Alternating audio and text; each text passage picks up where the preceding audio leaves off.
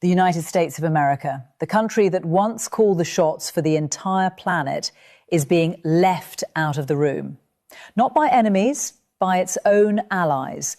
And while Donald Trump sits there rage posting on social media like a man screaming into a void, France, Japan, the Philippines, the United Kingdom and dozens of other nations are quietly, methodically cutting deals with Iran behind his back. Let that sit with you for a second. The so-called leader of the free world is finding out in real time that the world has moved on without him. Now look, I know that sounds dramatic, but I'm not exaggerating a single thing here. Every piece of what I'm about to walk you through is documented. It's reported. It's happening now. And if you're only watching American cable news, you probably have no idea any of this is going on. That's by design, but I'm going to walk you through this piece by piece, receipt by receipt, because what's unfolding right now isn't just a bad week for Trump's foreign policy. This is a full-blown geopolitical realignment, the kind of thing historians write entire books about. And we are living through it in real time. So let's start with France, because what France just pulled off is, honestly, it's kind of breathtaking. A container ship signalling French ownership just exited the Strait of Hormuz. Now, if you don't know what that means, let me paint the picture. The Strait of Hormuz has been essentially shut down. This is the most important oil choke point on planet Earth. About a fifth of the world's oil supply flows through that narrow waterway. And ever since this war, this reckless, unilateral military adventure that the United States and Netanyahu launched without consulting anyone, Iran has locked it down. Ships weren't getting through. Global energy markets were thrown into chaos. And here comes France, a country that Donald Trump has been publicly mocking, whose president's wife Trump has been personally insulting on camera. France just sailed right through. Now think about that. How did they do it? They didn't bomb their way through. They didn't send a carrier group. They didn't threaten Iran with annihilation. They negotiated. They worked the diplomatic channels. Behind the scenes, France went to the United Nations Security Council and used its power as a permanent member to block any resolution that would authorize a military invasion or forced reopening of the Strait of Hormuz. France said no. We're not doing it your way, Donald. We're not going to war for your ego. We're going to talk to Iran like adults. And guess what? It worked. That French ship sailed through because France earned passage through diplomacy, the thing the United States used to be the best in the world at. Bloomberg is reporting that Iran has set up what is essentially a toll system in the Strait of Hormuz. They're charging somewhere between $1 to $3 per barrel of oil for passage. You can feel however you want about that, but here is the reality. Iran controls that waterway right now. That is the fact on the ground. And instead of screaming about it on social media, France recognized that reality and worked within it. They partnered with Oman. They engaged Iran directly. They used actual statecraft. And they got their ship through. France, a country Trump treats like a doormat, just outmaneuvered the entire United States diplomatic apparatus. Not with firepower, with brains. And France isn't alone. Not even close. Let's talk about Japan.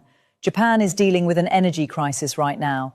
They are critically low on liquefied natural gas, LNG. Their economy, their heating, their power grid, it all depends on that supply. And Japan needed to get a tanker through the Strait of Hormuz, or things were going to get very bad very quickly. So what did Japan do? Did they call Donald Trump and beg for help? No. They went around him. Reports are indicating that Japan, under Prime Minister Takahashi, either negotiated directly with Iran's President Pezeshkian or used intermediaries like Russia or Pakistan to broker a deal. And it worked. Mitsui O.S.K. Lines confirmed that a Japanese-owned LNG tanker crossed through the Strait of Hormuz. And here's the part that shows you how smart Iran is playing this. Iran didn't open the floodgates. They are being surgical about it. They recognise Japan is desperate for LNG, and they're letting just enough through to keep Japan at the negotiating table. Just enough to keep them engaged. Just enough to make Japan understand you need US.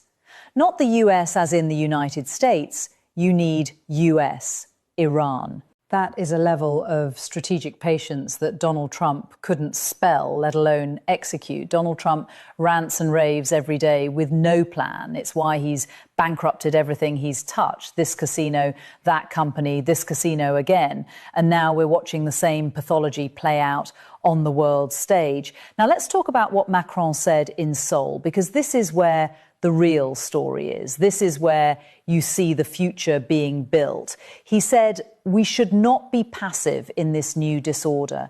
We have to build a new order. A new order.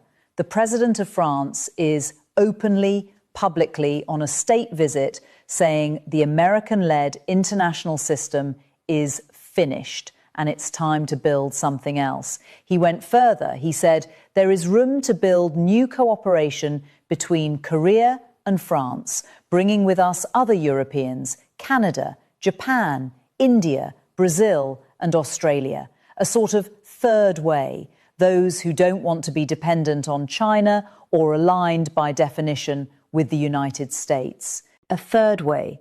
You add up those countries, Canada, Japan, India, Brazil, Australia, South Korea, the European bloc, that's a massive chunk of the global economy and military power, all saying the same thing.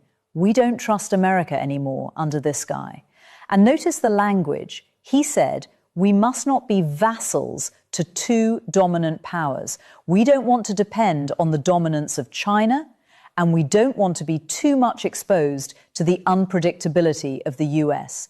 He doesn't call China unpredictable. He calls China dominant. That's respect. He calls the United States unpredictable. That's what we've become. Not the steady hand, not the reliable partner, the one nobody can count on, because every day there's a new tantrum, a new threat, a new reversal. Then Macron directly called out Trump's credibility. He said, 6 months ago, we were told by the Americans that everything had been destroyed in Iran. Everything had been settled. Clearly, that was not the case. Without international inspectors verifying materials, research and hidden sites, it is simply not serious. A world leader calling the United States not serious. And he's earned the right because his country is the one getting ships through while America can't. On military action, Macron said, I don't believe we will fix the situation just by bombings or military operations. Look at what happened in Iraq, Afghanistan and Libya. We never delivered. Never. Even after 20 years. You have to respect the sovereignty of people. And on the Strait of Hormuz specifically, opening it by force is not the option we have chosen. We consider it unrealistic. A military operation would take an infinite amount of time and expose forces to immense coastal and ballistic risks. It must be reopened only in coordination with Iran. That's the language, cooperation with Iran. Now pull back and look at the full picture. The Philippines, their top diplomat, had a call with Iran's foreign minister and came out saying, productive call today. We reached a positive understanding on the safety of our seafarers and the security of our energy supply. Grateful for the warm spirit of cooperation. Warm spirit of cooperation with Iran. That's the Philippines talking about Iran the way countries used to talk about the United States. You understand how upside down this world has become. And the Gulf Cooperation Council, the GCC, Saudi Arabia, UAE, Qatar, Bahrain, Kuwait, Oman, These are the countries that were supposedly under the US security umbrella. These are the countries that were funneling money to Trump in crypto, in real estate, to Kushner's private equity fund, thinking they were buying protection.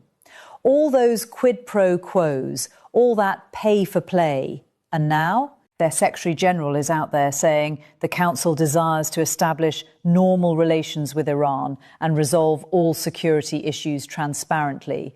Gulf countries will take all measures to protect their sovereignty. Read between those lines. They're not doing that with America's help. They're cutting Trump loose and making nice with the people they paid billions to be protected from, because Trump proved to be absolutely worthless as a protector. That is devastating if you think about it.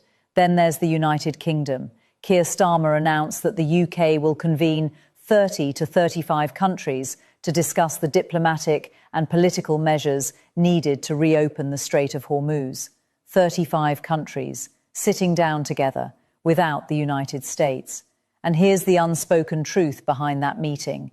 They're planning for when Trump walks away, because everyone knows that's what he does. He creates chaos, gets bored, rage quits, and leaves everyone holding the bag. These countries are getting ahead of it, getting their unified terms ready for when they negotiate with Iran after Trump abandons them. And when that happens, Iran comes out of this in a stronger international position than before the war started. A remarkable outcome. The US launched a military operation to neutralize Iran, and the end result is Iran has never been more legitimate, more needed, or more diplomatically powerful. And what is Donald Trump doing while all this happens? He's posting. He literally told countries that can't get fuel to just go take it. He said, build up some delayed courage and go fight for yourselves because the USA won't help anymore. He went on camera telling the story of calling Macron for help in the Gulf, and Macron said no. And Trump told it like it was a comedy bit. He's making fun of Macron's wife, while Macron is making deals with Iran and building a new world order. Who's winning that exchange? It's not even close. A French general, General Yakovlev, mocked the Trump administration's plan to build a runway inside Iran to extract uranium and fly it out. He said American officials should stop snorting cocaine between one meeting and the next. That's a general from an allied nation saying that about the United States. That's how ridiculous we look to the rest of the world.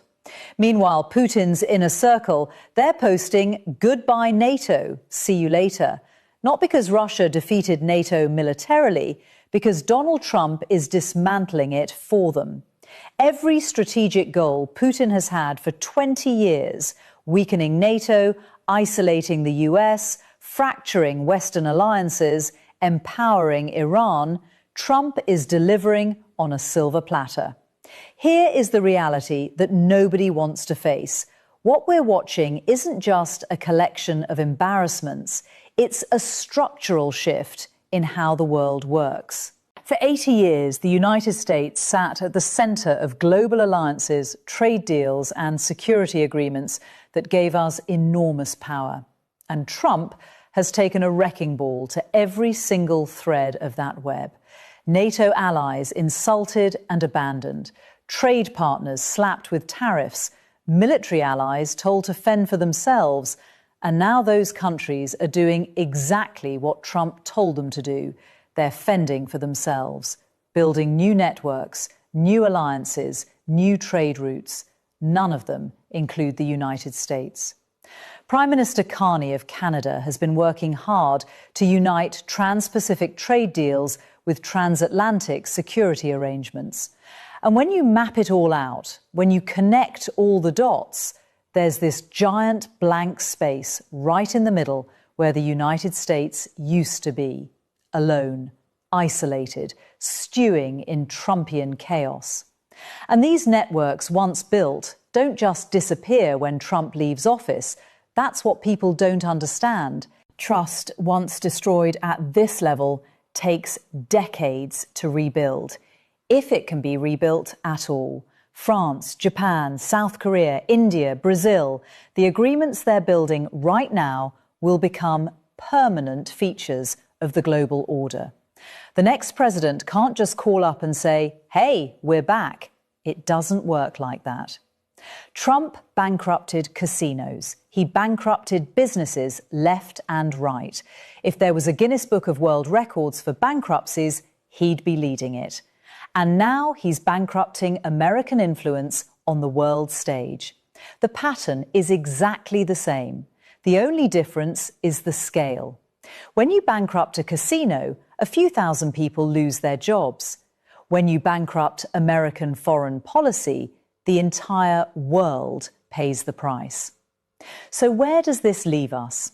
Iran, the country America was at war with, is now the most important diplomatic partner for half the planet. Dozens of nations are building alliances that route around Washington. The Strait of Hormuz is controlled by Iranian toll booths, not the US Navy. And the president is posting on social media telling allies to figure it out themselves, while French generals mock his military plans. That's not spin, that's not opinion, that's the state of play. Right now, today. And if you're not hearing about it on American media, ask yourself why. Ask yourself who benefits from keeping you in the dark about the entire world reorganizing itself around the incompetence of the American president. The world isn't waiting for America to get its act together. It already stopped waiting. And the proof is sailing through the Strait of Hormuz right now, flying a French flag.